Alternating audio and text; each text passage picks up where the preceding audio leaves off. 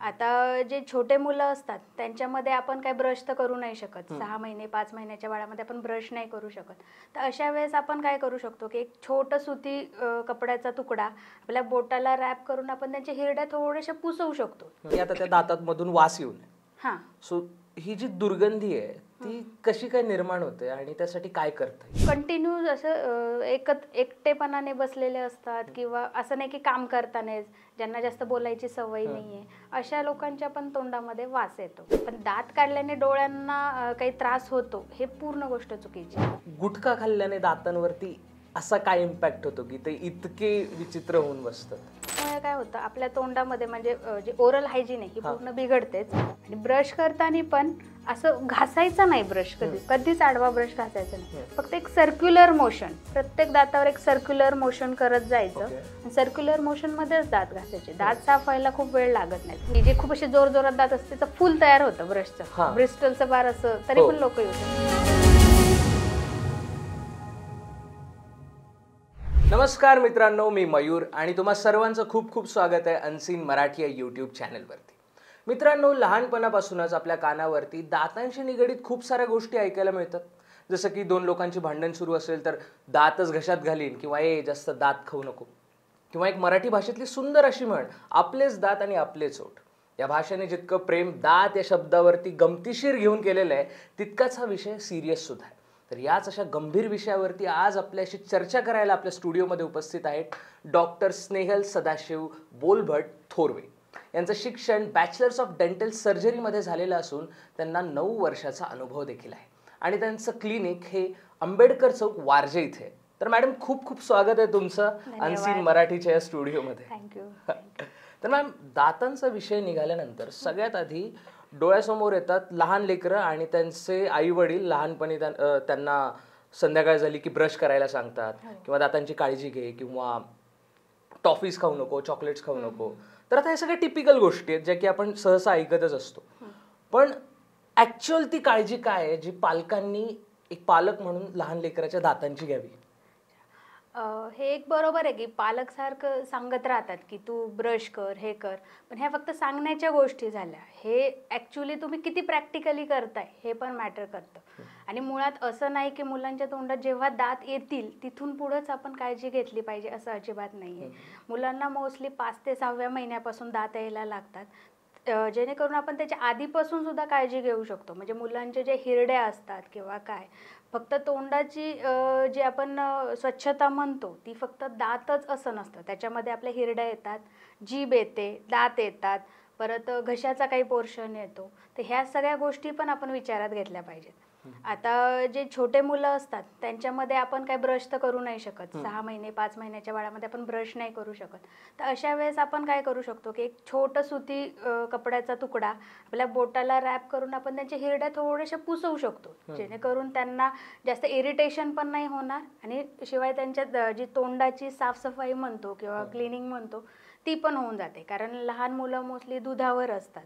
तर जे दुधाचे पार्टिकल्स किंवा जे आपण दुधामध्ये लॅक्टोज वगैरे असे जे साखरेचं प्रमाण असतं ते त्यांच्या हिरड्यांवरती, जिभेवरती त्याचा एक थर जमा होतो.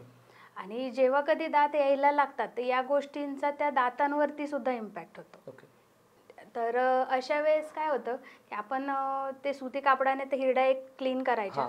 दुसरी गोष्ट म्हणजे की जेव्हा पहिला दात येतो छोट्या मुलांचा, तर तेव्हापासून आपण ह्या गोष्टींची काळजी घेतली पाहिजे की त्या मुलांचं तोंडाची स्वच्छता कशी आपली ठेवता येईल किंवा जे काही बाकीच्या गोष्टी आहेत त्या कशा फॉलो करता येतील की जेणेकरून छोट्या मुलांमध्ये कीड नाही होणार. आणि आपण आता इतकं रॅन्डमली बघतो की मोठ्या माणसांपेक्षा लहान मुलांमध्ये सरस म्हणजे 10 पैकी 8 मुलांमध्ये तर दात किडलेलेच असतात. तर हे का होतं? तर जे जसं मी म्हटलं की दुधामुळे होतं. बऱ्याच मुलांना आजकाल बॉटलनेच दूध देतात. तर बॉटलने दूध पिल्यामुळे त्या दातांवरती एक थर जमा होतो, ज्याच्यामुळे एक नर्सिंग बॉटल केरीज म्हणतात त्याला. तर ती एवढ्या म्हणजे फास्ट स्प्रेड होते की आपलं लक्ष जाऊपर्यंत किंवा आपल्याला आत्ता दिसताना एक स्पॉट दिसतो दातावरती आणि नंतर बघायला गेलं की शेजारचे 2-3 दात पण किडलेले असतात. तर हे थोडं सिरियसनेसकडे घेऊन जातं ह्या गोष्टी. तर अशा बाबतीत आपण काय केलं पाहिजे की एक दातांसाठी, छोट्या मुलांच्या दातांसाठी एक छोटा फिंगर ब्रश येतो सिलिकॉनचा. तर तो आपल्या आई वडिलांनी कोणी व्यवस्थित क्लीन करून बोटात घालून दातांचं आपण क्लीन करू शकतो त्या ठिकाणी.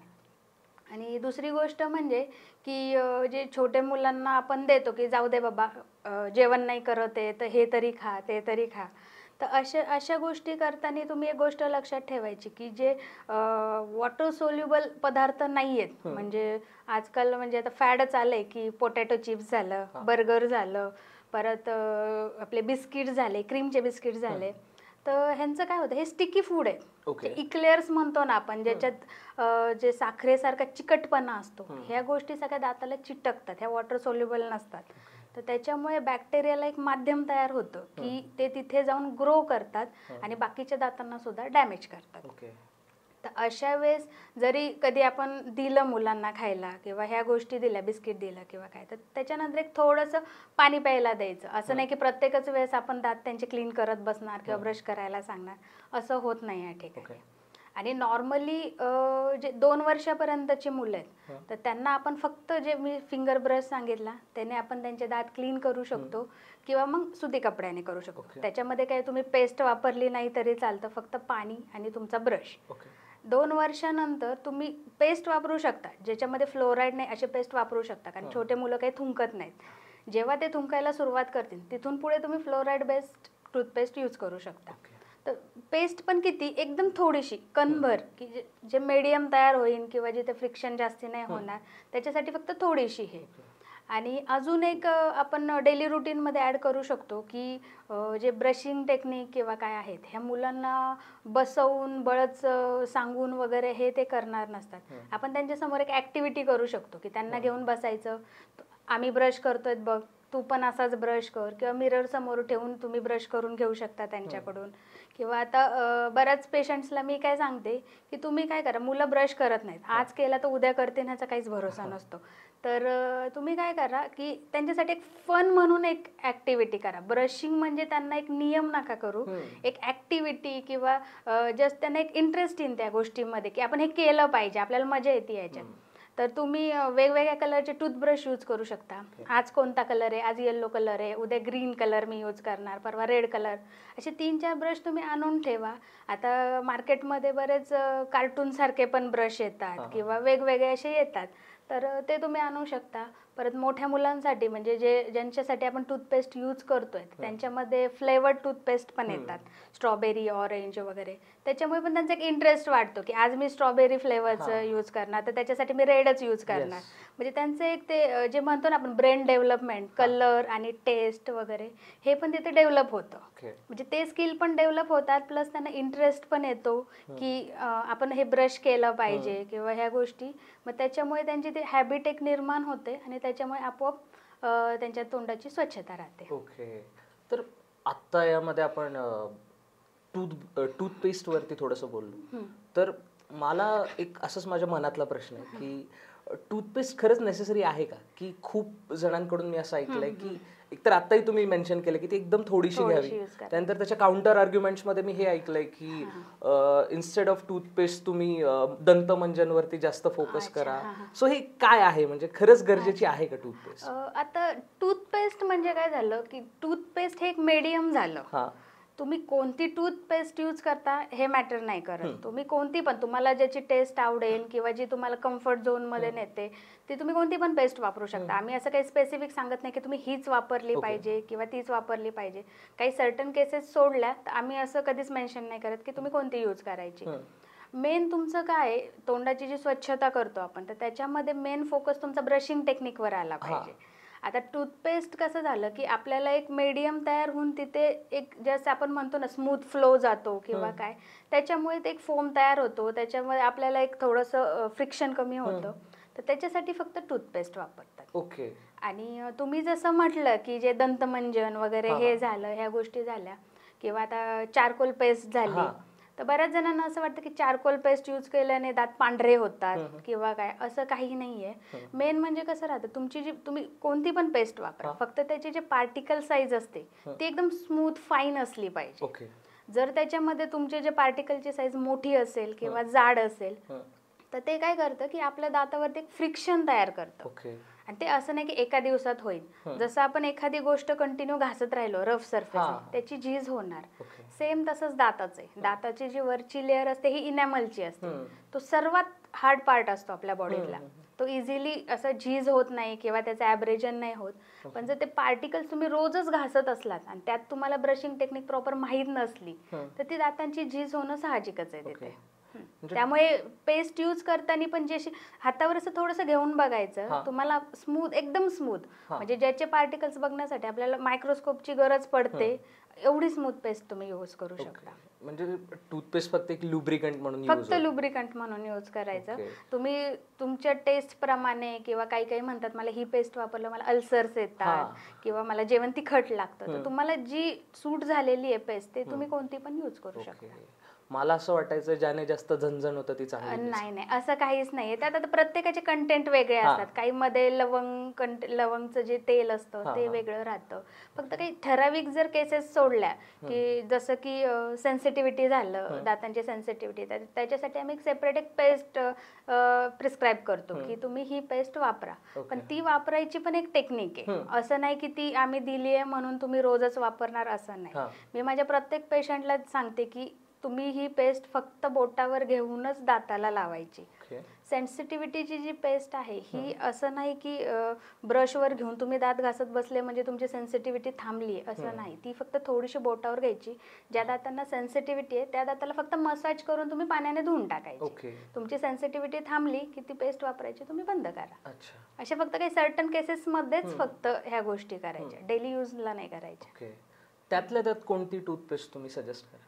टूथपेस्टचं असं मी काही सांगू नाही शकत. जसं मी म्हटलं की तुम्हाला जी सूट झाली आहे त्याच्याप्रमाणे तुम्ही यूज करू शकता. पण मी एवढं मात्र सांगेन की जो ब्रश घेताय तुम्ही तो मात्र विचारपूर्वक घेतला पाहिजे. ब्रश घेताना असा घ्यायचा की ज्याचे ब्रिस्टल्स जे असतात हे पहिली गोष्ट सॉफ्ट असले पाहिजेत, त्याच्यानंतर स्ट्रेट असले पाहिजेत, कारण स्ट्रेट असले तरच ते आपलं दाताचं सरफेस क्लीन करणार. तिसरी गोष्ट म्हणजे त्याचं जे पुढचं हेड असतं ते थोडंसं नॅरो असलं पाहिजे. नॅरो याच्यासाठी की पुढचे दात आपण साफ करतो, आपल्याला दिसतात पण ते म्हणजे सगळ्यात शेवटची दाढे, अक्कल दाढ किंवा मागचे दाढा झाल्या, आपल्या मेन दाढा झाल्या, तर तिथपर्यंत कधी कधी आपला ब्रश पोहोचत नाही. पुढचं हेड जर मोठं असेल तर मग अशा वेळेस काय होतं, आपली फक्त पुढच्या दातांची सफाई होते, मागे फूड लॉजमेंट तशीच राहते. मग त्याच्यानंतर तोंडाचा वास येणे, दात किडणे किंवा बाकीच्या गोष्टींचं इन्फेक्शन होणे घशामध्ये, ह्या गोष्टी मग सुरू होतात. त्याच्यामुळे हेड बारीक असलं पाहिजे. आणि त्याच्यासोबतच बऱ्याच ब्रशला मागे टंग क्लीनर पण येतं. मोस्टली तर आपण टंग क्लीनर सेपरेटच यूज करायला पाहिजे. पण जर त्याच्या मागे असेल तर बेटर की आपण ब्रश करता करता आपण टंग पण क्लीन करून टाकतो. आता एकंदरीत दात किडल्यापासून वाचल्यानंतर पुढचं ध्येय असतं की आता त्या दातांमधून वास येऊ नये. सो ही जी दुर्गंधी आहे ती कशी काय निर्माण होते आणि त्यासाठी काय करता येईल? आता दातातून किंवा तोंडाचा जो वास येणे ही खूप कॉमन गोष्ट आहे. खूप म्हणजे जवळजवळ मोस्टली सगळ्यांनाच असते. आपण किती जरी स्वच्छता ठेवली तोंडाची किंवा बाकी किती पण आपण माउथवॉश यूज केले किंवा काहीतरी, पण प्रत्येकाला येतं ते नॅचरल गोष्ट आहे ती. तर ते कसं राहतं की तुमचे अन्नकण जे दातावरच्या सरफेसवरती बसलेले आहेत किंवा दातांच्या मध्ये जे फूड लॉजमेंट झालेली आहे ते काही दिवसानंतर त्याचं कुजायला सुरुवात होते आणि त्याचा वास येतो तोंडाचा. हे एक कारण राहतं त्याच्यामध्ये. दुसरं कारण म्हणजे ड्राय माउथ, सगळ्यात मेन कारण आहे ते. आणि आता कोविड नंतर तर म्हणजे जिथे आधी आपल्याला 50% पेशंट दिसायचे, इथे आता 60 ते 70 पेशंट आपल्याला मोस्टली ड्राय माउथमुळे वास येतोय किंवा ड्राय माउथमुळे कीड लागतीये दाताला. हे खूप रिझन समोर यायला लागलेले आहेत.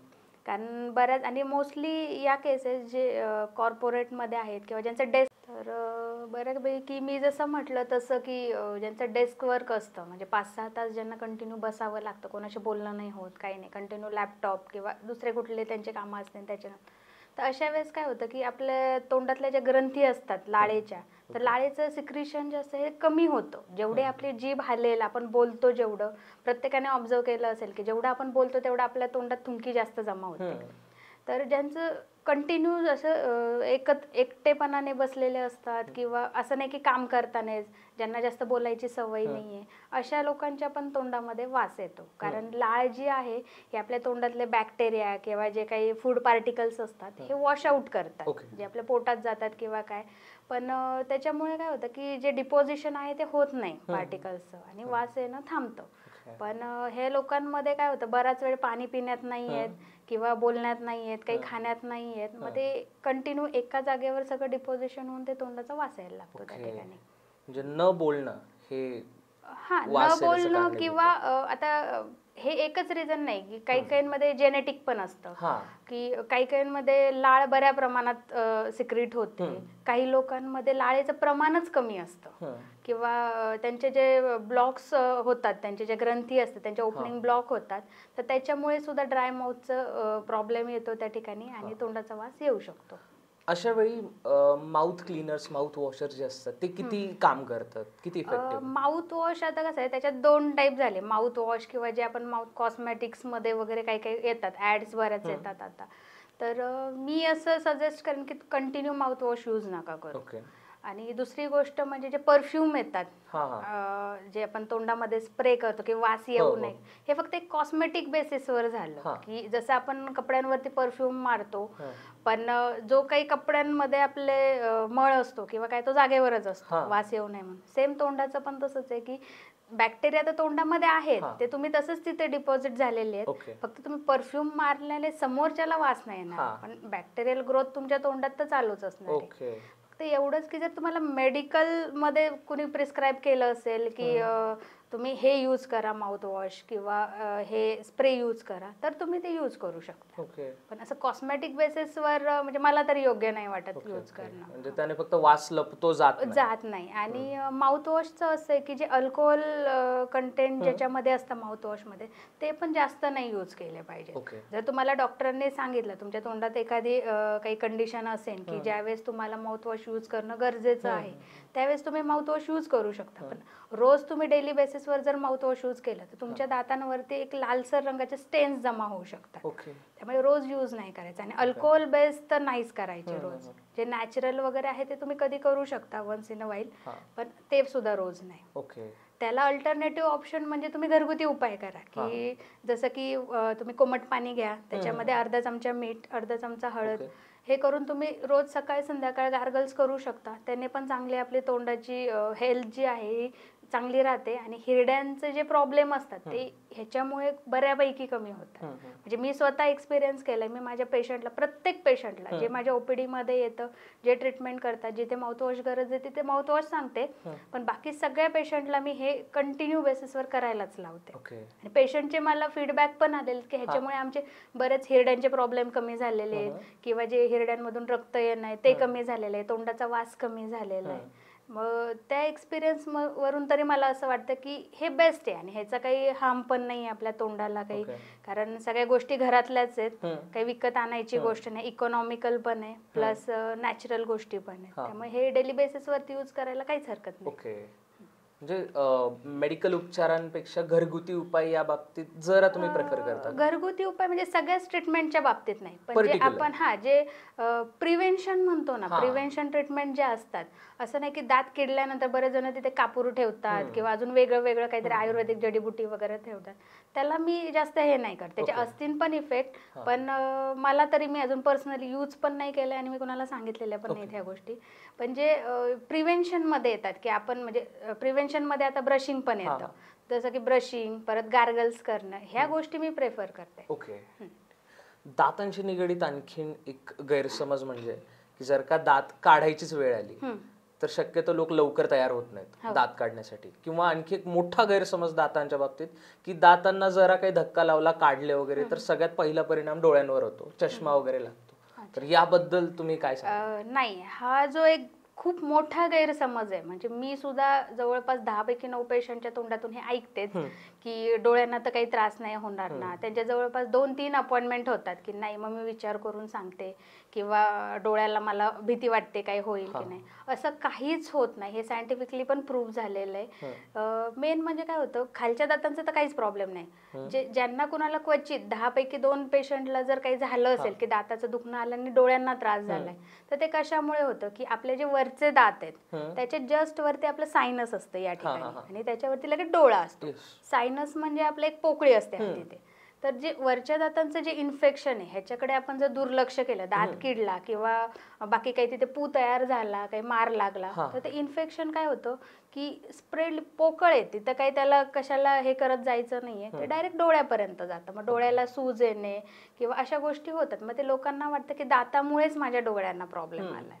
पण दात काढल्याने डोळ्यांना काही त्रास होतो हे पूर्ण गोष्ट चुकीची आहे. ओके. जसं आपण म्हटलं की ही गोष्ट तर तुमची क्लिअर झाली की डोळ्यांना काही प्रॉब्लेम येत नाही त्याने दात काढल्याने.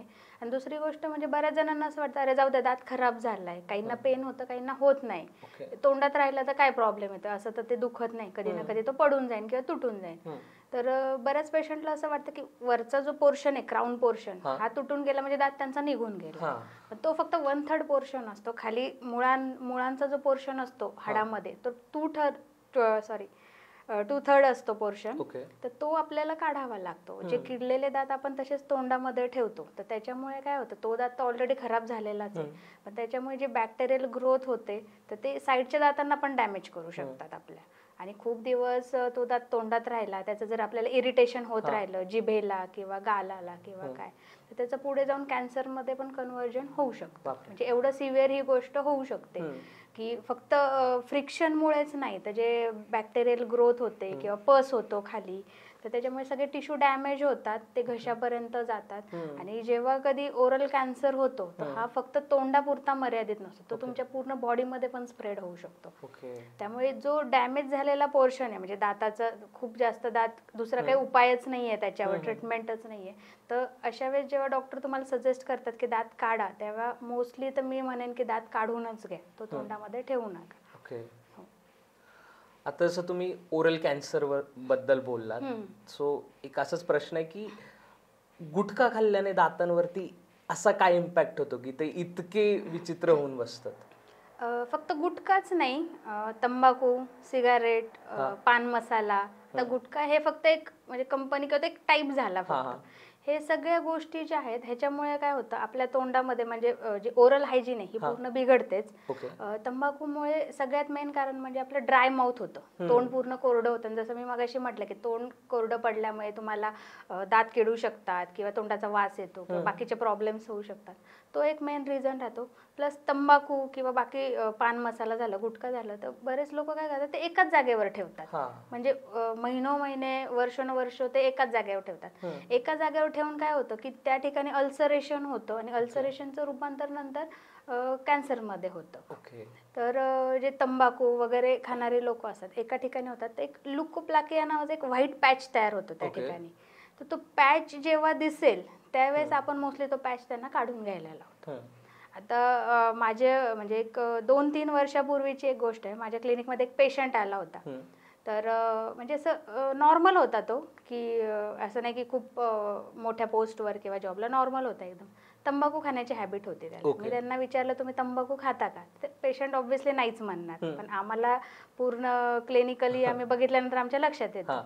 तर ते म्हटले नाही, आता कशी सोडायची बरं. थोडंसं त्यांना म्हटलं की खरं सांगा काय आहे काय नाही. म्हटलं आता सोडणार कशी, एवढ्या दिवसांची सवय ती कशी सोडायची.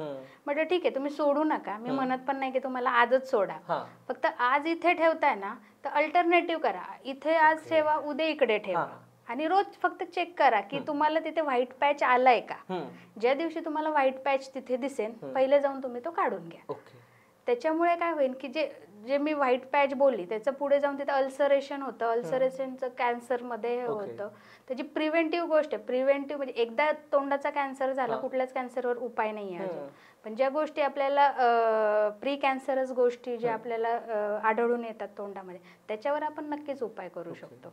म्हणजे गुटखा पान मसाला हे झालं त्याच्यात सुपारीचं कंटेंट बऱ्यापैकी असतं, तर त्याच्यामुळे काय होतं, आपलं जे हे गालाचे मसल्स आहेत हे आता सॉफ्ट आहेत, आपण हात लावून पाहिलं सॉफ्ट आहेत, पण ज्यांना कंटिन्यू सुपारी किंवा पान मसाला ह्या गोष्टी खायच्या असतात ते मसल स्टीफ होतात. बऱ्याच लोकांमध्ये तुम्ही बघितलं असेल की त्यांचं म्हणजे तोंड एवढं पण ओपन नाही, पण तोंड ओपन नाही झालं, त्यांना जे काही डेंटल प्रॉब्लेम्स असतील, बाकीच्या गोष्टी असतील, आतमध्ये काय प्रॉब्लेम चालू हे जर आपल्याला बघायचं असेल आणि त्यांची माउथ ओपनिंगच नाही तर आपण चेक कसं करणार? म्हणजे लिटरली त्यांची 2 बोटं सुद्धा तोंडात जात नाही, असं फक्त थोडंसं तोंड उघडवून ते कसं खातात ते त्यांनाच माहिती. त्यामुळे ह्या गोष्टी होतात. तर त्या टाळण्यासाठी फक्त एवढंच की आता प्रत्येकाची हॅबिट तर आपण कंट्रोल नाही करू शकत, फक्त तुम्ही कमी करा आणि कमी करता करता मग हळूहळू बंद करा. असं नाही की आज उठले आणि उद्या बंद केली असं नाही ते. त्यामुळे आणि हे जे मोठे मोठे सेलिब्रिटीज वगैरे ह्याचे जे ऍड करतात तर ह्याचा एक इम्पॅक्ट छोट्या मुलांवरती होतो. म्हणजे मोठे माणसंच नाही, साधा आपलं इलायची वगैरे ह्याचे जे ऍड्स असतात तर त्यात इलायची असते, हे मोठ्यांना माहीत असतं, पण छोट्या मुलांना तर हे माहीत नसतं. किंवा कॉलेज गोईंगला माहीत असतं, पण त्याच्यापेक्षा छोटे साधं बडीशेपचं पॅकेट असलं तरी त्याचे खोलून तशी ऍक्टिंग करून खातात. म्हणजे सुरुवात इथून होते ह्या सगळ्या गोष्टींची. घरी आई वडिलांना वगैरे तर बघितलेलं असतं, पण त्यांना वाटतं अरे हा सेलिब्रिटी खातोय म्हटलं मग काय हे स्टाईल मध्ये किती भारी वाटतं खायला वगैरे. तर ती गोष्ट तिथून सुरुवात होते. तर पहिली गोष्ट तर ह्या गोष्टींवर कंट्रोल केला पाहिजे की आपण कशाची ऍड करतोय किंवा काय. आणि एक अवेअरनेस म्हणतो की पॅरेंट्स थ्रू त्यांच्या मुलांना जो अवेअरनेस जातो की ही गोष्ट चांगली नाही, ह्याने असं होऊ शकतं की तुम्ही उद्या तंबाखू खाल्ली तर तुम्हाला असं होईल, कॅन्सर होऊ शकतो, त्याच्यावर काही उपाय नाही आहेत वगैरे. ह्या गोष्टी जर आपण सांगितल्या आपल्या मुलांना तर तिथे थोडंफार काही का होईना कंट्रोल होऊ शकतं, मला असं वाटतं ह्या गोष्टींमध्ये. आता कॅन्सर व्यतिरिक्त दातांची काळजी न घेतल्यानंतर काय काय अजून परिणाम होऊ शकतात? दातांची जर आपण काळजी नाही घेतली तर पहिली गोष्ट म्हणजे वास येतो तोंडाचा, ते तर सगळ्यात मेन रिझन आहे. प्लस आपले जी कॉन्फिडन्स असतो, समजा आपण 4 माणसात बसलोय, आपल्या तोंडाचा वास येत असेल किंवा दात खराब असतील नाही तर दातावर आपला लाल रंग चढला असेल तर आपलं थोडं कॉन्फिडन्स कुठेतरी तिथं लो होतो. जेवढं आपण खुलून सगळ्यांसमोर बोलतो ही गोष्ट आपण करू नाही शकत. दुसरी गोष्ट म्हणजे कसं आहे की दात किडले वगैरे, आता हे मी स्टार्टिंग पासून सांगते, दात किडले तर तिथे काय होतं की मग आपलं न्यूट्रिशनवर त्याचा इफेक्ट होतो. दात किडल्यामुळे आपल्याला जे हवंय ते प्रॉपर चावून खाता नाहीये. मेन म्हणजे दातांचं काम काय असतं की तुम्ही अन्न व्यवस्थित चावा, जवळजवळ 30 ते 32 वेळा अन्न आपलं चावलं गेलं पाहिजे. ते जेव्हा लाळेत मिक्स होऊन पोटात जातं तेव्हा त्याचे जे न्यूट्रिशन बेनिफिट्स आहेत ते आपल्याला भेटणार. आपण म्हणतो की आम्ही अन्न चावूनच खातो, पण आपण फक्त गिळतो, आपण चावत नाही ते. तर ते न चावल्यामुळे किंवा काय तर पोटाचे आपले प्रॉब्लेम सुरू होतात, अपचन होतं, ऍसिडिटी होते, त्याच्यामुळे तोंडाचा वास येतो. परत बाकीच्या गोष्टी, दात किडलेला असेल तर आपण प्रॉपर जे आपल्याला हवंय गोष्टी की ह्या खाल्ल्या पाहिजेत, समजा आपले ड्रायफ्रुट्स झाले किंवा हे आपल्याला खाता नाही येत, मग आपण सॉफ्ट पदार्थांकडे जातो की नुसतं कधी डाळ भातच खा किंवा अशा गोष्टीमध्ये न्यूट्रिशन भेटत नाही, मग न्यूट्रिशन डिफिशियन्सी पण त्याच्यामध्ये होते. आणि अजून एक गोष्ट म्हणजे की दात समजा आपण ओरल हायजीन प्रॉपर नाही ठेवली तर सुरुवातीला डॉक्टर सगळे काय म्हणतात की तुम्ही प्रत्येक 6 महिन्याने व्हिजिट करा. तर प्रत्येक 6 महिन्याने व्हिजिट केल्यानंतर मॅक्स टू मॅक्स काय तुम्हाला फक्त ओपीडी करायची आहे, जाऊन तिथे फक्त चेकअप करायचंय. त्याच्यामध्ये जे तुमचं काही असेल मायनर वगैरे करेक्शन ते डॉक्टर तुम्हाला सांगतात. तिथे खर्च किती येतो आपल्याला, एक्स खर्च येतो समजा. त्याच्यानंतर आपण पुढे जाऊन समजा तिकडे दुर्लक्ष केलं किंवा काय अजून 6 महिन्याने गेलो तर ते बारीक जे एक छोटा कण असतो तिथे, कण सारखं जे आपल्याला कीड दिसते त्याचं रूपांतर मोठ्या ह्याच्यात झालेलं असतं, त्याला 2x खर्च येतो. तर तिकडे पण नाही, आपण डॉक्टर म्हटले इथे फिलिंग करा, ह्याने आपण सील करू शकतो, असे असे मटेरियल्स आहेत, ह्याने आपण ती कीड काढून तिथे सील करू शकतो, ती कीड स्प्रेड नाही होणार. तिथे पण लोक दुर्लक्ष करतात. परत पुढे जाऊन त्याचं रूपांतर रूट कॅनलमध्ये जातं, म्हणजे दात एवढा डॅमेज होतो की बार त्याचं इन्फेक्शन नसेपर्यंत गेलेलं असतं, आपल्याला त्याचं रूट कॅनल करावं लागतं. तिथं 4x आपलं ट्रीटमेंट कॉस्ट जातं. आणि सगळ्यात शेवटचं म्हणजे काहीच नाही जर तुम्ही केलं, दुर्लक्ष केलं, तर लास्ट ऑप्शन आपल्याकडे फक्त दात काढणे हाच होतो. आता दुधाचे दात तरी पडतात, नशिबाने आपल्याला देवाने 2 सेट दिलेले आहेत दाताचे, एक दुधी दात आणि एक पक्के दात. दुधी दात असे पण खराब होतातच, पण पक्क्या दातांचं तरी आपण व्यवस्थित काळजी घेतलेली पाहिजे. त्यामुळे ह्या सगळ्या गोष्टींचा किती नाही म्हटलं तरी दातांवरती इफेक्ट होतोच. आणि दात जर प्रॉपर नसतील तर तुमची ओव्हरऑल हेल्थ पूर्ण बिघडते त्याच्यामध्ये. हो, म्हणजे ते म्हणतात ना की oral health equal to overall health, ती हीच डेफिनेशन त्याला मॅच होते की तुम्ही फक्त तुमचं तोंड स्वच्छ ठेवा, बाकी तुमचं आपोआप सगळं व्यवस्थित राहील. हो.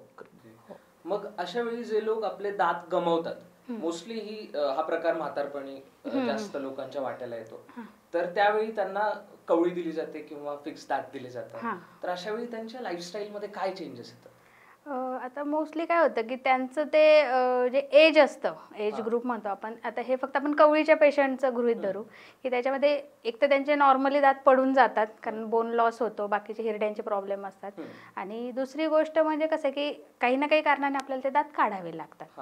तर कवळीमध्ये पण कसं आहे, 2 टाईप येतात, एक काढ घालायची कवळी आणि एक फिक्स कवळी जी आपण इम्प्लांट बेस देतो. आता दोघांचं जर आपण कंपॅरिझन केलं तर जी काढ घालायची कवळी असते ती आपण प्रत्येक बघितलं असेल वयस्कर माणसांचं की रात्री झोपताना काढावी लागते, ती क्लीन करून डब्यात ठेवा, सकाळी परत वॉश करून ती घाला, तर हे फॉलो करावं लागतं. पण त्याच ठिकाणी जे आपण इम्प्लांट बेस, म्हणजे आता हे नवीन टेक्नॉलॉजी आलेल्या आहेत सगळ्या, पहिल्यापासून जी आलेली ती आपली काढ घालची कवळी, बऱ्यापैकी सगळ्यांकडे तीच दिसते. पण आता काही लोकांना हे नाही माहिती की आपण फिक्स पण कवळी करू शकतो. तर फिक्स कवळीमध्ये कसं असतं की आपण 6 किंवा 8 इम्प्लांट्स टाकतो. इम्प्लांट्स म्हणजे टिटॅनियम सारखा स्क्रू असतो, तो आपण हाडामध्ये प्लेस करतो आणि त्याचा सपोर्ट घेऊन वरती आपण फिक्स करतो. त्या ठिकाणी आपल्याला ती कवळी काढायची गरज नाही पडत, वॉश करायची गरज नाही, जसे आपले नॅचरल दात आहेत तसंच आपण खाऊ शकतो. आणि काढ घालच्या कवळीमध्ये कसं होतं की ती काढा किंवा वॉश करा ह्या तर रोजचा कुटाणा असतोच, शिवाय जे आपले नॅचरल दात असतात तेवढा इफेक्ट ते दात देऊ नाही शकत. म्हणजे त्याचं एकच पर्पज असतं की तुम्ही एक बेसिक अन्न खाल्लं गेलं पाहिजे तुमचं. पण तरी पण त्या लोकांमध्ये एक अनकॉन्शियसनेस असतं की किती नाही म्हटलं तरी शेवटी आपण त्या टिश्यूच्या सपोर्टने ती कवळी लावलेली असते, त्याला खाली काही आपण स्क्रू नाही टाकत किंवा फिक्स अशी नसते ती. आणि जसं जसं तुम्ही यूज करताल ती कवळी, तर जी कवळी हाडावरती दिलेली आहे, ज्या हाडावरती, ते हळूहळू झिजायला लागतं. जसं त्या हाडाची लेवल कमी होईल किंवा थिकनेस कमी होईल, ती कवळी आपोआप हलायला लागते. मग लोकांना असं वाटतं की अरे मी आता 4 लोकात बोलताना अचानक तोंडात आली कवळी किंवा खाताने पडली, मग असं काय करणार. मग त्यावेळेस थोडं कॉन्शियस होतात किंवा मग ते लोकांमध्ये जायचं थोडंसं कमी करतात. हो, होतं ना, होतं, बऱ्याच पेशंट्समध्ये होतं. आणि मेन म्हणजे कसं आहे की जी काढ घालची कवळी आहे ना, की लोकांना वाटतं की आज डॉक्टरने मला कवळी दिली उद्या मला सगळं खाता आलं, असं नाहीये. ते ॲडॅप्ट व्हायला पण टाइम लागतो. तुम्ही किती प्रॅक्टिस करताय ती घालून, किती म्हणजे यूज टू होतीये तुमच्या तोंडासाठी, कारण शेवटी ते एक फॉरेन मटेरियल आपण तोंडामध्ये काहीतरी ठेवतोय. आपल्या जिभेला, आपल्या मसल्सला त्याची सवय नसते. जेवढे दिवस तुम्ही जास्त घालून ठेवता तेवढं तुमचे जीभ, आपल्या मसल्स वगैरे त्याला अडॅप्ट होतात. पण तरी पण जी फिक्स डेंचर आहे त्याच्या कम्पॅरेटिव्हली थोडंसं ह्याचं म्हणजे अनकॉन्शियसनेस असतोच पेशंटमध्ये. आणि ह्याच्यामध्ये कसं होतं की जे काढ घालची कवळी जेव्हा आपण पेशंटला देतो तर पेशंटला असं वाटतं की आपण एवढे पैसे खर्च केलेत किंवा काय. फिक्स डेंचरच्या कम्पॅरेटिव्हली हे कमीच असतात, पण तरी पण आता प्रत्येकाचा फायनान्शियल इश्यू किंवा ज्याचं त्याचं एक लिमिट असतं, तर त्यांना असं एक कन्सेप्शन झालेलं असतं त्यांचं की मी एवढे पैसे दिले तर मला व्यवस्थित बसलीच पाहिजे मला. पण शेवटी कसं आहे, प्रत्येकाच्या हाडावर डिपेंड राहतं ते की तुम्ही किती यूज करताय काय ह्या त्या गोष्टी. मग थोडंसं त्यांच्या ते सायकोलॉजीवर पण एक इम्पॅक्ट होतो की नाही बाबा, जे नॅचरल दात आहेत ते नॅचरल दातच आहेत, हे केलं तरी पण बरेच पेशंट वापरत पण नाहीत कवळी. मग त्याला अल्टरनेटिव्ह ऑप्शन म्हणजे फिक्स डेंचर. फक्त जर कॉस्टिंगचा विचार केला तर जी आपली रिम्युएबल डेंचर आहे, काढघालची कवळी आहे, त्याच्या कम्पॅरेटिव्हली इम्प्लांट बेस्ड डेंचर थोडीशी कॉस्टली जाते, कारण त्याच्यामध्ये इम्प्लांट असतं, थोडंसं सर्जिकल जातं ते, याच्यामध्ये आपल्याला स्क्रू हाडामध्ये हे करावं लागतं, ते स्टिचेस वगैरे येतात. पण तिथून पुढची जी प्रोसिजर आहे, एकदा आपण इम्प्लांट प्लेस केलं पण तिथून पुढची जी प्रोसिजर आहे ही सेम आपल्या नॉर्मल कवळीसारखीच असते. तेवढंच आपल्याला सेटिंग लागतात, तेवढंच आपल्याला पुढे काळजी पण घ्यावी लागते की प्रत्येक गोष्ट तुम्ही ह्या टाइमवर आलाच पाहिजे, ह्याचं मेजरमेंट एवढं दिलेलंच पाहिजे, हे सगळ्या गोष्टी त्याच्यामध्ये इन्व्हॉल्व्ह होतात. फक्त कॉस्ट वाईज थोडंसं इम्प्लांट बेस्ड डेंचर थोडी कॉस्टली जाते. कम्फर्टच्या दृष्टीने तुम्ही काय प्रेफर कराल? कम्फर्टच्या दृष्टीने जसं मी म्हटलं की काढघालच्या कवळीचं पेशंट थोडे कॉन्शियस असतातच, आणि काही पेशंटचा असा समज असतो की 15 दिवसात मला जेवायला आलंच पाहिजे. आता प्रत्येकाचा बॉडी टाईप वेगळा असतो, काहींना 15 दिवसात अडॅप्ट होते, काहींना 2-2 महिने लागतात, किंवा जितके दिवस ते यूज करतील तेवढे ते लवकर यूज टू होतील. तर कम्फर्टच्या दृष्टीने बघितलं तर नाही म्हटलं तरी इम्प्लांट बेस्ड डेंचर ही कधी पण कम्फर्टेबल असते, कारण ती काही काढायची गरज नाही पडत. फिक्स आपले दातांसारखे जागेवर बसलेले असते तुम्ही. आणि जे जेवणाचे जे काही रेस्ट्रिक्शन्स असतात की ह्यांना ज्या खूप कडक नाही खाता येत, आपण ऊस वगैरे नाही सांगत, ह्याला पण असतात रेस्ट्रिक्शन, पण कम्पॅरेटिव्हली आपण थोडंसं बेटर खाऊ शकतो ह्याच्यामध्ये, की फ्रुट्स झालं किंवा ह्या गोष्टी झाल्या तुम्ही खाऊ शकता सगळ्या. साधारण काय कॉस्ट पडते? कॉस्ट आता कसं आहे, इम्प्लांटचं प्रत्येक मटेरियल वेगळं असतं. टिटॅनियम वगैरे असे असतात इम्प्लांट, तर नॉर्मली जवळजवळ 1.5 ते 2 लाख पासून पुढे स्टार्ट होतात. आता प्रत्येक एरिया वाईज किंवा कोणतं मटेरियल यूज करतायत किंवा डॉक्टरांची एक्सपर्टी, हे सगळ्या गोष्टी त्याच्यात मॅटर करतात. पण 1.5 ते 2 लाखांपासून पुढेच इम्प्लांट, मिनिमम प्राइस 2 पर्यंत तर जातेच इम्प्लांट. आणि काढघालची असते? काढघालची आपण घ्यावी तशी असते, एक 12 ते 13 हजारापासून ते घ्याव्यात अशा, त्याच्यामध्ये 25-26 हजारापर्यंत पण मोस्टली अफोर्डेबल याच असतं. हो, ह्याच असतात त्या. आणि इम्प्लांट बेसिसचं पण एक कसं राहतं, फिक्स असतात त्या, पण पेशंटचं आपण इम्प्लांट टाकताना असं नाही की पेशंट म्हटलं मला इम्प्लांट बेस डेंचर करायची, त्यांचं जरी फायनान्शियली ते स्ट्रॉंग असले तरी पण आपल्याला काही कंडिशन लक्षात घ्याव्या लागतात, की जेणेकरून ज्याच्यामध्ये आपल्याला इम्प्लांट टाकायचंय, ज्या हाडामध्ये, त्याची उंची किती आहे, जाडी किती आहे, ह्या गोष्टी पण आपल्याला बघाव्या लागतात.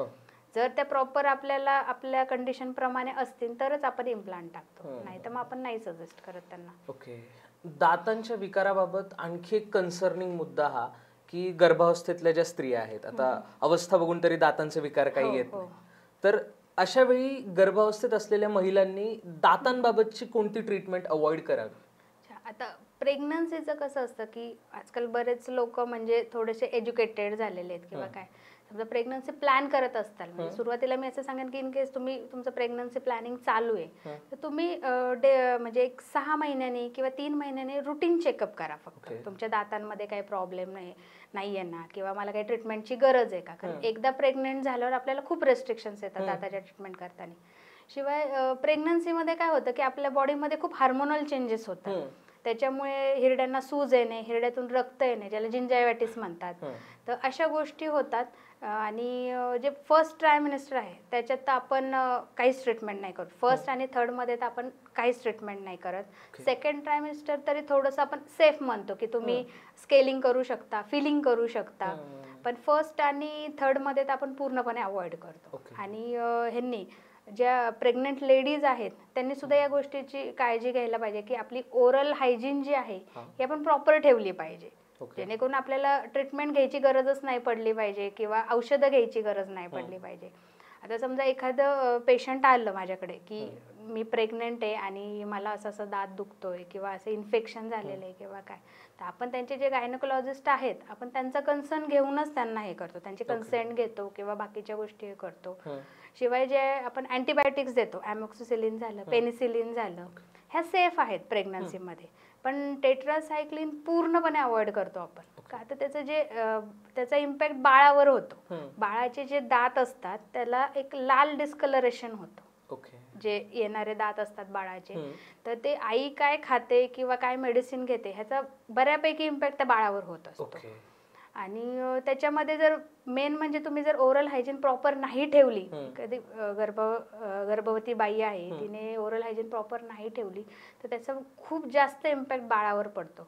एक तर प्री मॅच्युअर बर्थ होऊ शकतं किंवा जन्मल्यावर बाळाचं वजन कमी म्हणजे लो बर्थ वेट, ह्या खूप समस्या म्हणजे बघायला भेटतात. मोस्टली जे रुरल एरियाज वगैरे आहेत तिथे ह्या गोष्टी म्हणजे सर्रास बघायला भेटतात. एक तर आणि मला अजून एक अशी प्रेग्नन्सीच्या बाबतीत एक गोष्ट सांगायला आवडेल की आपण जे बाकीच्या ट्रीटमेंटसाठी मोस्टली दाताची ट्रीटमेंट करण्यासाठी आपल्याला एक्सरे खूप गरजेचा असतो. म्हणजे प्रेग्नेंट वुमन आपल्याकडे येते त्यावेळेस आपण टोटली एक्सरे अवॉइड करतो, कारण त्याचे जे रॅडिएशन्स असतात ते बाळाला हार्म करू शकतात. तसं बघायला गेलं तर ते रॅडिएशन एकदम मिनिमल असतात, म्हणजे खूप काही असं हे नसतं, पण तरी पण एक आपण प्रिकॉशन्स म्हणून की नको बाबा थोड्यासाठी नको काहीतरी प्रॉब्लेम व्हायला म्हणून आपण ते तेवढं कंट्रोल करतो. एक्सरे काढत नाहीत, आपण कोणती ट्रीटमेंट करत नाहीत, मेडिसिन देताना पण आपण त्यांच्या गायनेकला कन्सल्ट करतो. आणि जर खूपच गरज पडली की नाही बाबा आता एक्सरे काढल्याशिवाय तर पर्यायच नाही, अशा वेळेस आपण काय करतो की जो पोटाचा भाग आहे, छातीचा भाग आहे, हा आपण लीड ॲप्रननी कव्हर करतो, जेणेकरून जे रॅडिएशन्स येणार आहेत आपल्या मशीनमधून त्याला एक मध्ये बॅरियर तयार होतं आणि ते त्या बाळापर्यंत पोहोचत नाही.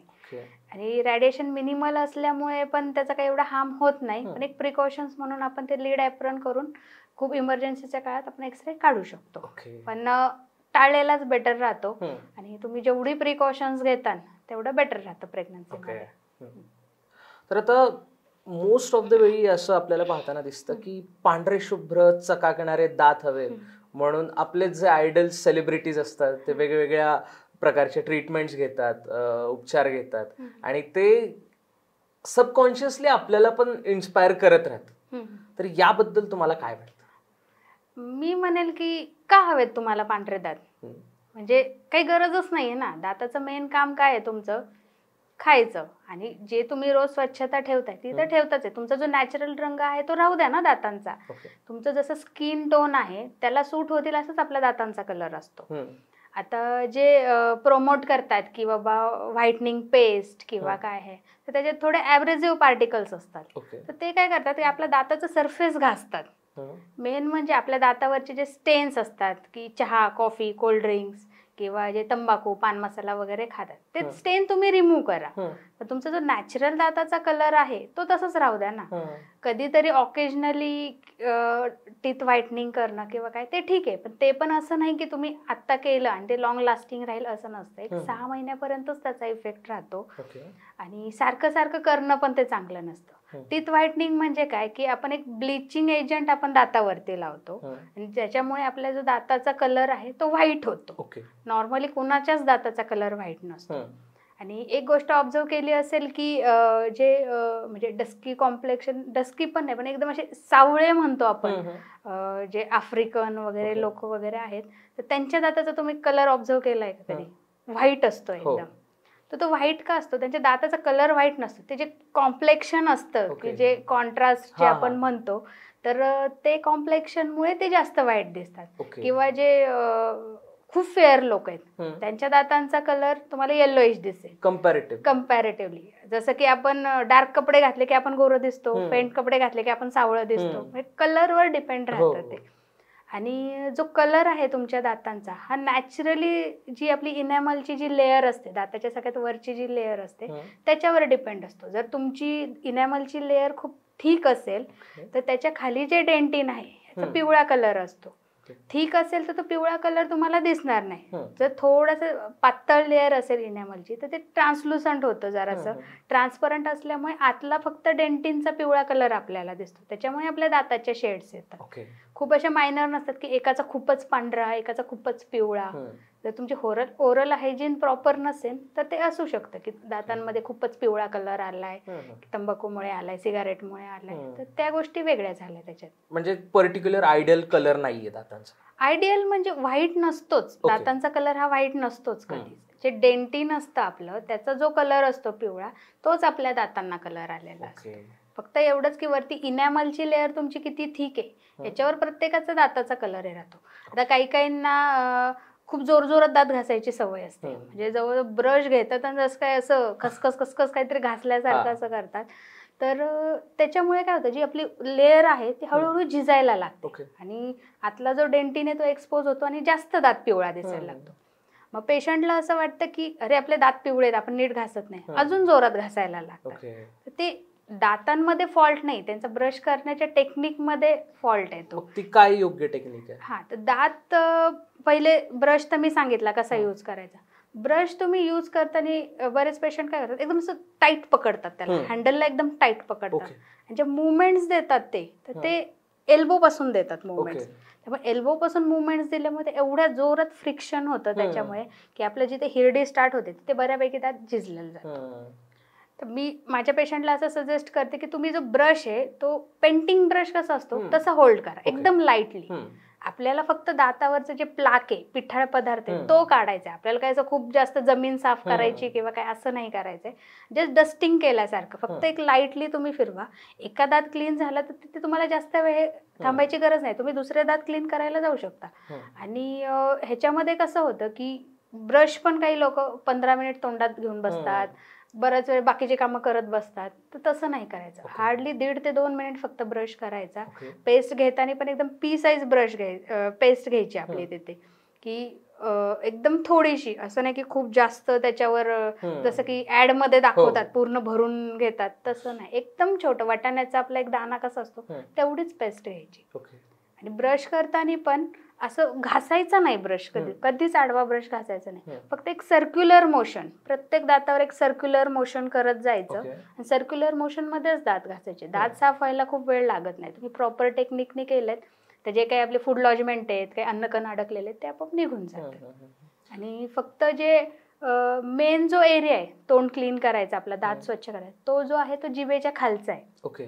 जे खालचे दात म्हणतो आपण त्याची आतली साईड, कारण आपले सगळं लाळ तिथे जमा होते, लाळेमध्ये जे डिझॉल्व्ह झालेले फूड पार्टिकल्स आहेत ते तिथं जमा होतात आणि एका जागेवर बऱ्याच राहिल्यामुळे सगळ्यात जास्त डिपॉझिशन हे खालच्या दातांवरती होतं. तर ते आपण प्रॉपर क्लीन केलं पाहिजे, त्याला आपण उभे स्ट्रोक देऊन आपण ते करू शकतो.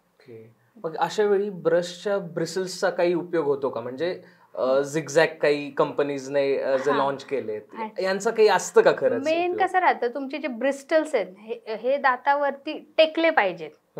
असं नाही की जेव्हा बरेचदा ब्रश तुम्ही बघितलं असेल किंवा आपला पण होतोच की जे खूप असे जोर जोरात दात असते त्याचं फुल तयार होतं ब्रशचं, ब्रिस्टलचं बार असं, तरी पण लोक यूज करतात.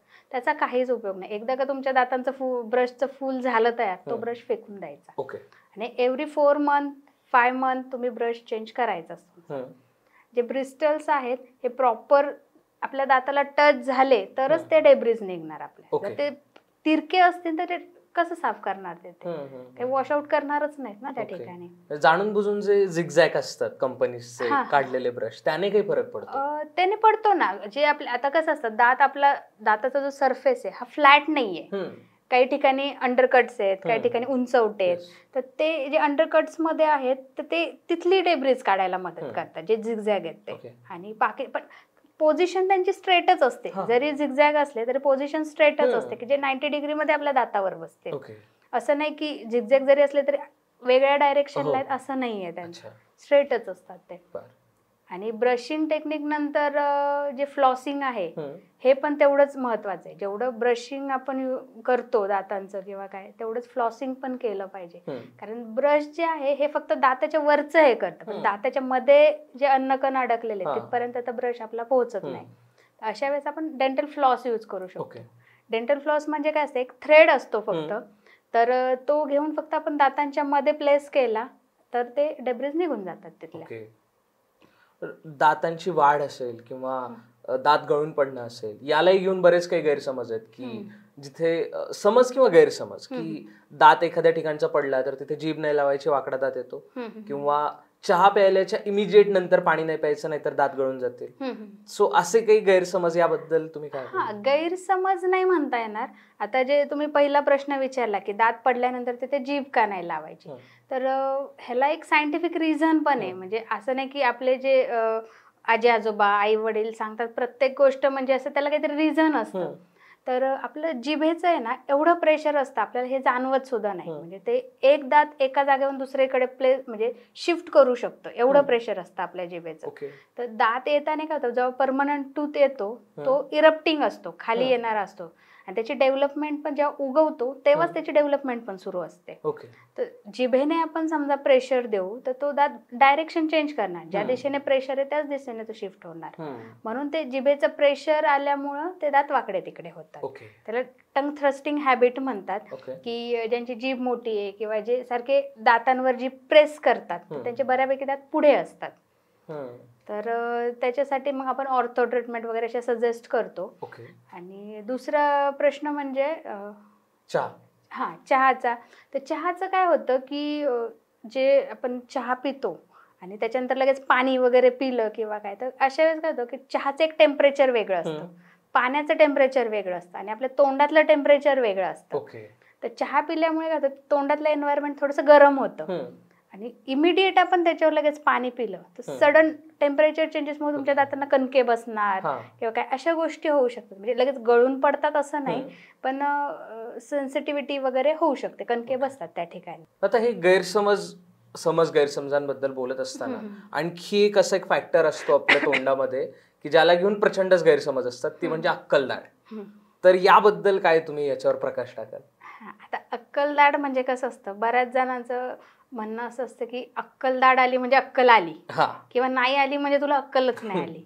मेन काय आहे, ती दाढ येतेच 18व्या वर्षी किंवा 17व्या 18व्या वर्षी येते, 22-23व्या वर्षीपर्यंत येते. प्रत्येकाचं बॉडी टाईप प्रमाणे वेगवेगळ्या पिरियडला येते ती.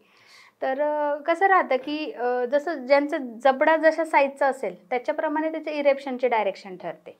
काही काही पेशंट्समध्ये काय होतं की जबडा छोटा असतो आपला, तर ती दाढ वरती यायला त्याला जागाच नसते. समोरून तर बाकीचे दात असतात आणि मागच्या साईडला हाड असतं. ती दाढ वरती कशी येणार? मग ती कधी तिरकी येते, कधी गालाच्या साईडने येते, कधी जिभेच्या साईडने येते.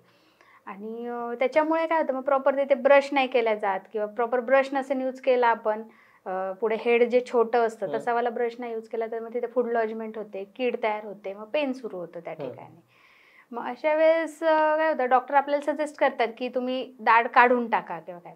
पेशंटला असं वाटतं की अरे नाही, अक्कल दाढ येते, अक्कल दाढ काढल्यानंतर मग असं आपल्या काही ब्रेनवर काही फरक पडतो का, किंवा अक्कल कमी होती का, काय नाही, असं काही नसतं. त्याला प्रत्येकाच्या समजण्यावर आणि त्यांच्या अक्कलेवर डिपेंड राहतात ह्या गोष्टी सगळ्या. पण अक्कल दाढ काढल्याने असं काहीच होत नाही. उलट जर अक्कल दाढ खराब असेल तर तुम्ही ती काढून टाका. म्हणजे ज्या गोष्टी, आणि आता बऱ्याच म्हणजे स्टडीजमध्ये असं आलेलं आहे की काही काहींमध्ये आता अक्कल दाढ येतच नाहीत. जसं की आपण म्हणतो की पहिले आपले जे पूर्वज वगैरे होते, जे माकड वगैरे होते, त्यांची शेपटी नंतर निघून गेली कारण ती यूजमध्ये नव्हती वगैरे, असं तसं ह्या गोष्टी. पण आता अक्कल दाढ जी म्हणतो ना आपण, ती काही खाण्यामध्ये काही यूज नाही होत. तर ज्या गोष्टी आपल्या शरीराला उपयोगीच नाही आहेत तर त्या आपोआप म्हणजे अशा नष्ट होत चालल्या असं मला तरी वाटतं. की म्हणजे ते त्याची बडच तयार नाही होत. आणि ती काढली जरी तरी त्याचा खाण्यामध्ये वगैरे काही आपला असं तितकासा फरक नाही पडत. मेन आपल्या ज्या पुढच्या दाढ आहेत आपण त्यानेच चावतो. म्हणजे पुढच्या पिढींमध्ये अक्कल दाढ येण्याचं प्रमाण कमीच होईल असं वाटतं तुम्हाला? हा, तसं वाटतं. कारण आता मी जेवढे पेशंट काही काही बघितलेत ना की आमची अक्कल दाढ अजून आलेलीच नाहीये किंवा काय, म्हणजे माझ्या स्वतःच्या भावामध्ये पण बघितलं, त्याचं जवळपास आता 25-26 वय आहे. तर तो मला म्हटलं मला अक्कल दाढ आलेलीच नाहीये, ती माझी आडवी आहे का हाडामध्ये रुतलेली आहे किंवा काय, ती बघ एकदा म्हणून. तर मी त्याचा एक एक्सरे काढून बघितला, तर त्याचं काय झालं होतं, त्याच्यामध्ये अक्कल दाढच नव्हती त्याच्या तोंडामध्ये, म्हणजे कोणतीच नाही. असं नाही की चुकून एखादी नसेल किंवा काय, चारही नव्हत्या त्याच्या तोंडामध्ये. आणि त्याचं जे अक्कल दाढ येण्याचं वय ते सुद्धा निघून गेलेलं, म्हणजे असं काही होप्स पण नाही की आता येतील किंवा म्हणजे नॉर्मल. हा, हे नॉर्मल आहे असं. किंवा बाकीच्या पेशंट्समध्ये पण मी बऱ्याच पेशंटमध्ये असं बघितलं की त्यांच्या तोंडात अक्कल दाढच नाहीये. कारण वरून तर आपल्याला दिसत नाही. समजा हाडात रुतलेली असेल तर आपण एक्सरेने वगैरे डायग्नोज करतो की आहे की नाही आतमध्ये, कशा पोझिशनला आहे. पण बऱ्यापैकी पेशंटमध्ये आता दिसतच नाही अक्कल दाढ.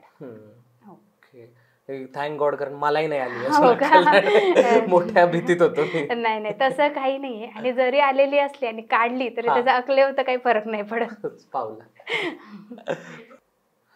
आता आपण अक्कल दाढ जर का मध्ये अडकलेली असेल तर या अशा ट्रीटमेंट्स बद्दल वगैरे बोललो, तर ट्रीटमेंटच्या बाबतीत आणखी एक जी गोष्ट आहे दातांच्या, ती म्हणजे रूट कॅनल. म्हणजे लाईक खूप लोकांच्या तोंडून असं ऐकायला मिळतं की रूट कॅनल आहे, रूट कॅनल आहे. सो या रूट कॅनल बाबत ते कोणी करावं आणि त्यात जी कॅप लागते ती कोणत्या प्रकारची असावी? हा, आता रूट कॅनलची केस कशी असते, असं नाही की आज दात किडला आणि उद्या आपण सांगितलं की तुझं रूट कॅनल करावं, असं नाहीये. जी तोंडामध्ये एकदम छोटी कीड असते किंवा एकदम मिनिमल कीड असते, त्याचं रूपांतर नंतर मोठी कीड होते, त्याचं नंतर नसेपर्यंत ती कीड पोहोचते.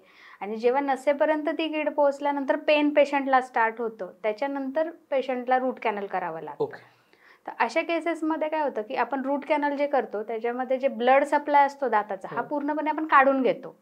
जे दातांना नर्व जे सप्लाय करतात, ब्लड सप्लाय करतात, तो आपण पूर्ण ब्लड सप्लाय बंद करून टाकतो.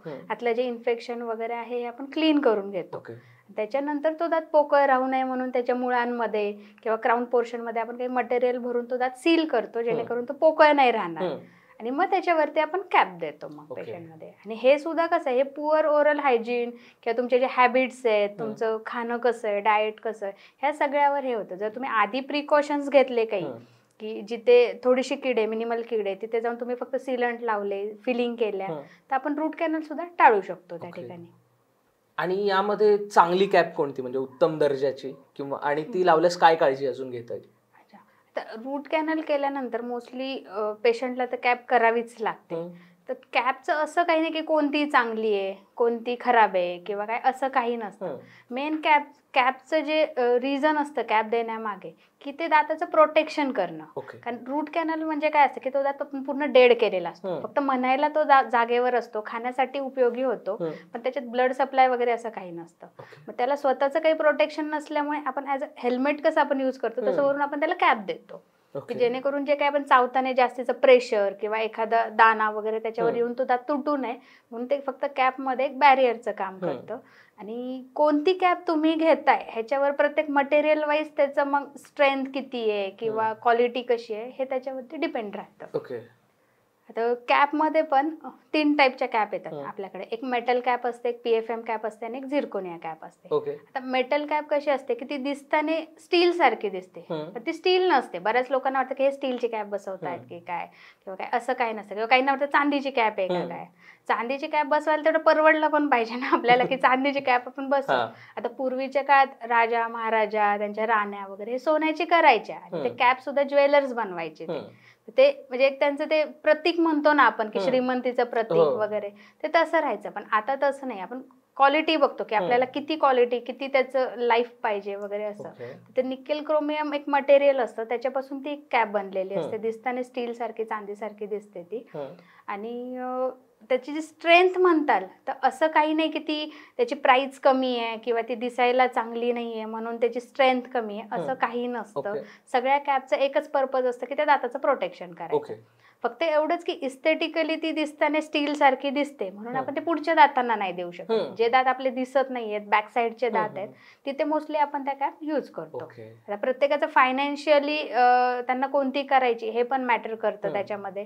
परत असं काही नाही की तुमची दात 2 वर्षांनीच तुटणार आहे, 3 वर्षांनीच कॅप तुटणार आहे, असं काही नसतं. पेशंटवर डिपेंड राहतं की तुम्ही कशी कॅप यूज करताय. तुम्ही कोणती पण करा, मेटल कॅप करा, झिरकोनिया करा, तुम्ही कशी त्याला यूज करताय, त्याची किती काळजी घेताय, कशी स्वच्छता ठेवताय, ह्याच्यावर त्याची लाईफ डिपेंड राहते.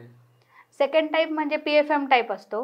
PFM म्हणजे कसं असतं, आतमध्ये बेस मेटलचा असतो, जी मी आता मेटल कॅप बोलली त्याचा बेस असतो आणि वरून फक्त एक सिरॅमिकची कोटिंग असते, जी की आपल्याला इस्थेटिकली पण होतं आणि थोडंसं स्ट्रॉंग पण राहते ती मेटल कॅपपेक्षा. कारण त्याला 2 लेअर आलेले असतात. तर आपण ती पुढच्या दातांना, मागच्या दातांना, काहींना समजा मेटल कॅप करायचीच नसेल तर अशा पेशंटमध्ये आपण ती PFM कॅप देऊ शकतो. आणि थर्ड म्हणजे झिरकोनिया, म्हणजे फुल बॉडी जी सिरॅमिक म्हणतो आपण, आतून बाहेरून पूर्ण दाताच्या कलरची कॅप असते, त्याच्यामध्ये झिरकोनिया म्हणतात त्याला, EMAX झिरकोनिया वगैरे हे. तर ही कॅप पण हे करतो मोस्टली. जसं तुम्ही म्हटले स्माइल डिझायनिंग वगैरे अशा केसेसमध्ये आपण झिरकोनिया कॅप यूज करू शकतो. पुढचे दात असतील तुमचे, दातासारखंच दिसतं. दातासारखंच दिसतं. PFM कॅप पण दातासारखीच दिसते. त्याच्यात शेड्स पण असतात. तुमच्या दाताच्या जेवढ्या शेड्स आहेत त्याच्याप्रमाणे बऱ्याच शेड्स पण असतात त्याच्यामध्ये. जी तुमची शेड मॅच होते त्याच्याप्रमाणे आपण त्या कॅपचा कलर करतो तिथे. फक्त PFM आणि झिरकोनियामध्ये मी एक डिफरन्स सांगेन की जी PFM कॅप असते त्याला बेस मेटलचा असतो आणि झिरकोनिया असते ही पूर्ण क्लिअर सिरॅमिक असते. तर जे लोक असे म्हणजे मोस्टली कॅमेरा फेसिंग किंवा इव्हेंटमध्ये जास्त जातात तर अशा लोकांमध्ये काय होतं की आपले जे झिरकोनिया कॅप आहे किंवा आपले नॅचरल दात जे आहेत, सूर्याच्या प्रकाशात गेलं किंवा लाईटमध्ये गेलं तर ते रिफ्लेक्ट होते लाईट. तर PFMचं तसं नाहीये, त्याला आतमधून मेटलचा बेस असल्यामुळे लाईट रिफ्लेक्ट नाही होत. तर जे रेडिओल्युसंट म्हणतो ना, आपले दात थोडेसे रेडिओल्युसंट असल्यामुळे म्हणजे लाईट ट्रान्सफर होते त्याच्यातून, म्हणून ते एक नॅचरल लुक येतो. सेम झिरकोनियाचं पण तसंच आहे की त्याच्यातून लाईट ट्रान्सफर होते, थोडीशी रिफ्लेक्ट होते, म्हणून ती जरी कॅप आपण पुढच्या दातांना लावली तरी ते दिसताना नॅचरल लुकच देतो. आणि जी PFM आहे तर ते समजा तुमची लाईट पडली, समजा हॅलोजन लाईट आहे किंवा एखाद्या इव्हेंट मधली लाईट आहे, फ्लॅश आहे, तर बाकीचे दात नॅचरल दिसतात आणि तो एकच दात थोडासा काळपट ब्ल्यू लाईन आल्यासारखा दिसतो. हो, फक्त फरक तेवढाच आहे. टिकायला दोन्ही सारखेच आहेत. आणि कधी कधी काय होतं की म्हणजे खूप रेअर केसेसमध्ये काही पेशंट्सला म्हणजे MRI वगैरे करायची गरज पडते. तर सगळ्याच मशीनमध्ये नाही, पण काही काही मशीनमध्ये जी आपली PFM कॅप आहे तर ती काढायला लावतात. तर पेशंट तर तिथे काही जाऊ नाही शकत लगेच MRIच्या. तर 1-2 वेळा मला पण असे कॉल आले होते की तुमच्या पेशंटच्या तोंडात अशी कॅप आहे तर तुम्हाला जमेल का यायला. आपण ते इन्स्ट्रुमेंट घेऊन तिथे जाऊन काढली ती कॅप. पण सगळ्याच मशीनमध्ये प्रॉब्लेम येतो असं नाहीये, ठराविक काही काही मशीनमध्ये फक्त. झिरकोनियाला तसा प्रॉब्लेम नाही. तुम्ही MRI वगैरे केला तोंडाचा, तुमचा डोक्याचा वगैरे MRI वगैरे असेल तर चालून जाते ती कॅप, काही प्रॉब्लेम नाही. म्हणजे ह्या कॅप्स रिक्वायरमेंट नुसार असतात प्रत्येक रिक्वायरमेंट किंवा पेशंटला जशी कॅप हवी, इस्थेटिकली कशी हवी आहे किंवा फायनान्शियली त्यांचं किती बजेट आहे वगैरे त्याच्याप्रमाणे त्या कॅप राहतात तिथे. फक्त एवढंच की बाकीच्या कॅपपेक्षा थोडीशी झिरकोनिया थोडीशी कॉस्टली जाते. परत त्याच्या वॉरंटी असतात वेगवेगळ्या, त्याच्यानुसार पण त्याचं चार्जेस डिपेंड राहतात किती करायचे ते. यांचं काय प्राइसेस असतात? प्राइजेस आता घ्याव्यात अशा असतात 2 ते 3 हजारापर्यंत मेटल कॅप जाते. आता PFM मध्ये पण बरेच प्रकार आहे. जे वरचं कोटिंग आहे ते वेगवेगळं राहतं, तर त्याच्यानुसार एक 3.5 पासून पुढे तर त्याचे चार्जेस असतात. आणि झिरकोनिया तुम्ही जर घ्यायचं म्हटलं तर 7 ते 8 हजारापासून पुढे त्याचे असतात आणि त्याच्या वॉरंटी पण चांगल्या असतात. ती कॅप तुटतच नाही. म्हणजे मला आतापर्यंत माझा एक पण पेशंट रिपीट नाही आले की कॅप तुटली. PFM पण नाही तुटत, मेटल पण नाही तुटत. फक्त एवढंच आहे की पेशंट कसं खातंय त्याच्यानुसार. भले तुमची कॅप नाही तुटली तरी आतला दात जर तुटला तर त्या कॅपचा काही यूजच नाही होत, काहीच यूज नाही होत. त्यामुळे असं नाही की तुम्ही घेतलं, एक पेशंट आलं, मॅडम तुम्ही मला ही कॅप बसवली होती आणि ती कॅप लिटरली फ्लॅट झाल्यासारखी झाली. मी म्हटलं की असं तर कधी होणार नाही की तुम्ही नॉर्मल जेवताय आणि कॅप फ्लॅट झालेली किंवा काय. मला नीट सांगा. थोडे वयस्कर टाईप होते, असे 60-65 वयाचे. मग नंतर हळूहळू बोलता बोलता त्यांची मुलगी म्हटली की ते नॉनव्हेज खात होते आणि त्यांनी चावलं जोरात आणि ते चावल्यानंतर ती कॅप पूर्ण अशी निघून आली. तुम्ही खाऊ शकता, प्रत्येक पदार्थ तुम्ही खाऊ शकता, फक्त त्याला एक काहीतरी लिमिट असतं ना. शेवटी हे सगळ्या आर्टिफिशियल गोष्टी आहेत आणि एक तिथं आपण रिप्लेसमेंट म्हणून काहीतरी दिलेलं आहे की तुम्ही बेसिक सगळ्या गोष्टी खाऊ शकता. पण एवढं पण नाही ना की पार ते दगडासारखंच असेल किंवा ते तुटणारच नाही, असं अशा गोष्टी नाही होत याच्यामध्ये. थोडे काही रेस्ट्रिक्शन्स असतात. तुम्ही झिरकोनिया केली तरी त्याला काही नियम असतात, मेटल केली तरी त्याला काही नियम असतात.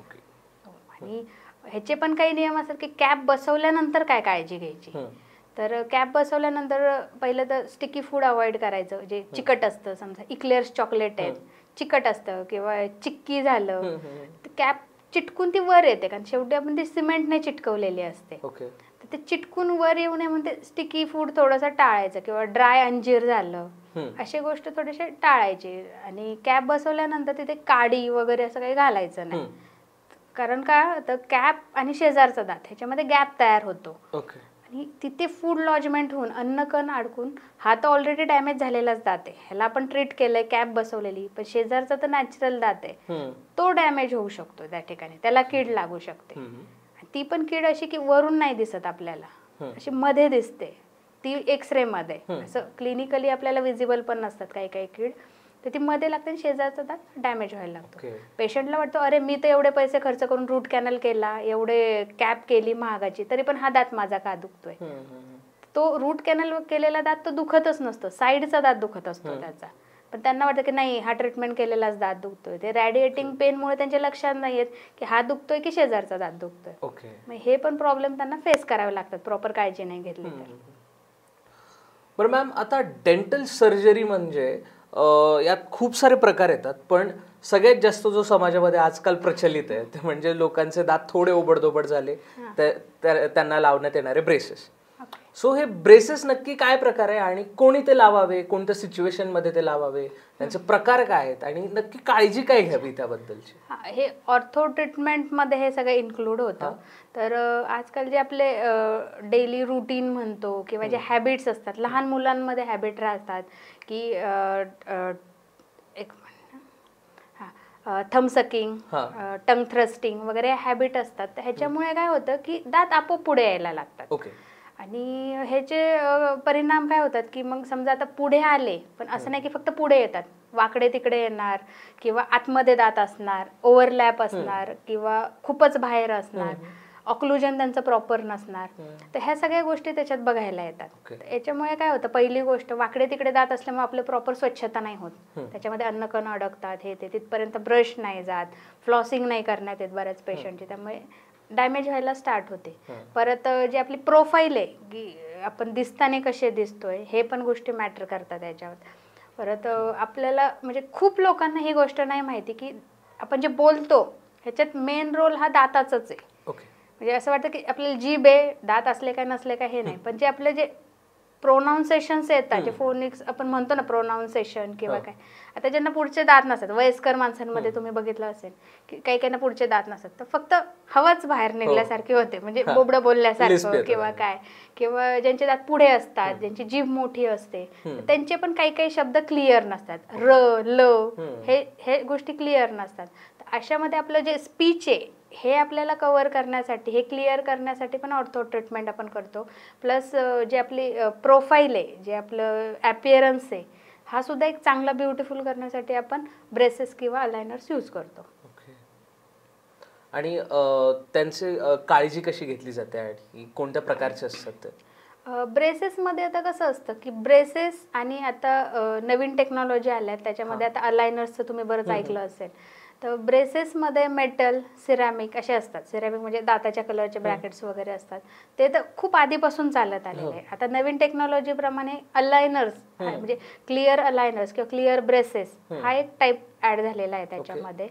आता ह्या दोघांचं जर कम्पॅरिझन केलं तर त्याच्यात 3 ते 4 पॉईंट आहेत. एक म्हणजे त्याचं ड्युरेशन, कॉस्ट, लुक, त्याची काळजी कशी घेणं, आणि एक अजून राहतं ते की त्याचं कॉस्टिंग किती जातं. ह्या गोष्टी आपण सगळ्या त्याच्यात बघतो.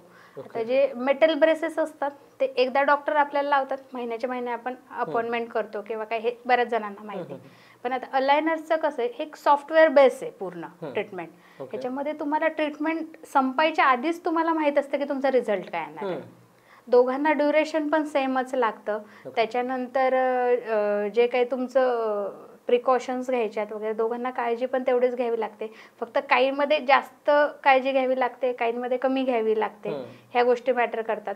आणि ब्रेसेसचा एक मेन इम्पॅक्ट काय होतं की जे मोठे लोक असतात किंवा ज्यांना मीटिंग्स वगैरे असतात किंवा जे ऑफिसला वगैरे जातात, तर ते थोडे कॉन्शियस होतात की ब्रेसेस लावलेले आहेत. पहिले कसं होतं की लहान मुलं म्हणजेच ब्रेसेस. आता तसं काही नाही, त्याला काही एज वगैरे असं काही नसतं. मोठे लोक पण आता ब्रेसेस लावतात. पण एवढंच की थोडं इस्थेटिकली त्यांना एक चांगला अपीअरन्स यावा किंवा काय, तर त्याच्यासाठी अलायनर्स, क्लिअर अलायनर्स जे असतात हे बेटर ऑप्शन आहे त्यांना. आता ब्रेसेस आणि अलायनर्समध्ये जर आपण बघितलं तर काही गोष्टी फायद्याच्या पण आहेत, काही म्हणजे नुकसान पण करतात. तर अलायनर्सचं कसं राहतं की जे तुम्हाला अलायनर्सचा सेट दिलेला असतो, 7 असेल, 14, 22 जे काही सेट असते तुमच्या ट्रीटमेंट प्लॅननुसार, तर त्याच्यामध्ये तुमचं पूर्ण सगळं पहिलं डिझाईन केलेलं असतं. तुम्हाला रिझल्टसुद्धा माहीत असतो की तुमच्या दातांचा काय येणार आहे. ते एवढे ॲडव्हान्स टेक्नॉलॉजी असते त्याच्यात. आणि ते सेट तुम्हाला दिले जातात. ज्यावेळेस तुम्ही पहिला सेट प्रॉपर यूज करता, प्रॉपर म्हणजे काय, तर तुम्हाला 22 तास तर कंपल्सरी अलायनर्स घालायचेच आहेत. 2 तास ठीक आहे, म्हणजे जेवताना तुम्ही काढले, नंतर जेवण झाल्यानंतर घातले, तर प्रत्येक वेळ जेव्हा कधी तुम्ही खाताना वगैरे तेव्हा ते तुम्हाला काढायचे आणि खाऊन झाले की लावायचे. पण असं नाही की काढले आणि कोणी पाहुणे आलेत मग गप्पा मारत बसलो 2 तास किंवा काय, असं नाही करायचं. तुम्हाला 22 तास कंपल्सरी ते यूज करायचेच आहेत. तसं ब्रेसेसचं नाही. एकदा डॉक्टरने लावले, फक्त एवढंच त्याचे काही नियम आहेत की तुम्ही कडक नाही खायचं, बाईट नाही घ्यायचा पुढच्या दातांनी किंवा काय. आणि समजा इन केस तुमचं तुटलं, प्रेशरने तुटलं किंवा काही खाताने तुटलं, तर त्याला खूप वेळ नाही लावायचा. समजा आत्ता अपॉइंटमेंट झाली, 15 दिवसांनी पुढची अपॉइंटमेंट आहे, तर 15 दिवस थांबायची गरज नाही. तुम्ही लगेच इमिडिएटली डॉक्टरकडे जाऊन ते लावून घेऊ शकता तुमचं. आणि प्रॉपर ब्रशिंग, परत ब्रेसेसमध्ये काही अन्न वगैरे अडकतं वगैरे ह्या गोष्टी, तर त्या तुम्ही व्यवस्थित क्लीन केल्या तर त्याचा पण काही जास्त मेजर फरक पडत नाही. तर अलायनर्सचा तो जो रूल आहे की तुम्हाला ते कंपल्सरी यूज करावंच लागतं. जेव्हा तुम्ही पहिला सेट प्रॉपर यूज करताल तेव्हाच तुमचा नेक्स्ट सेट तुम्हाला बसतो. जे काही ते तुम्हाला पेअर्स दिलेले असतात ते कम्प्युटराइज असतं सगळं, की तुमच्या दातांची एवढी एवढी मुवमेंट झाली तरच तुम्हाला पुढचं सेट बसणार.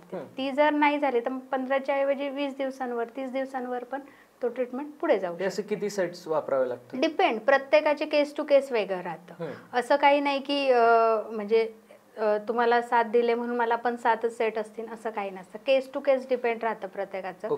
आणि मेटल ब्रेसेसमध्ये पण कसं राहतं की त्यात पण तुम्हाला चॉईस आहे. समजा असं वाटत असेल की मेटल ब्रेसेस, अरे कसं दिसतंय, मला हसतील, फ्रेंड हसतील, सगळे हसतील, तर तुम्ही त्याच्यामध्ये सिरॅमिक पण तुम्हाला ऑप्शन आहे. सिरॅमिक ब्रेसेस पण लावू शकता. ते दाताच्या कलरचेच आहेत. फंक्शन सगळ्याचे सेमच राहणार, तुमचे दात सरळ करणे, फक्त एवढंच की त्यात ऑप्शन आहेत तुम्हाला. आणि यात तुम्ही काय प्रेफर कराल? प्रेफरचं कसं राहतं की जर तुम्ही तयार जरी असताल की नाही मला क्लिअर ब्रेसेसच बसवायचे आहेत किंवा काय, तर त्यात पण तुमची केस बघितली पाहिजे. असं काही नाही की सगळ्याच पेशंटला क्लिअर अलायनर चालतात असं पण नाही आहे. त्यातल्या काही केसेस अशा पण अपवाद आहेत की ज्यांना ब्रेसेस लावूनच ते ट्रीटमेंट करावी लागते. म्हणजे तुमची केस कशी आहे ह्याच्यावर डिपेंड राहतं आणि तुम्ही डॉक्टरकडे कन्सल्ट करायला गेल्यावर ते तुम्हाला प्रॉपर सांगतीलच की तुमचा बेटर रिझल्ट अलायनर्सने येईल की ब्रेसेसने येईल. ह्या गोष्टी ते क्लिनिकली जेव्हा आपण सगळं डायग्नोज करतो तेव्हा आपण तो डिसिजन घेतो की तुम्हाला ब्रेसेस द्यायचे की क्लिअर अलायन्स द्यायचे. ओके. पेशंटवर ते डिपेंड नसतं. समजा खूपच वाटलं मला अलायनर्स बसवायचेच आहेत आणि तुम्ही त्या केसमध्ये मॅच पण होत असतात की अलायनर्स बसून तुमची ट्रीटमेंट होऊ शकते, तर डॉक्टर तुम्हाला अलायनर्सची पूर्ण ट्रीटमेंट प्रोसिजर पण सांगतात आणि ते ट्रीटमेंट पण पूर्ण देतात तुम्हाला.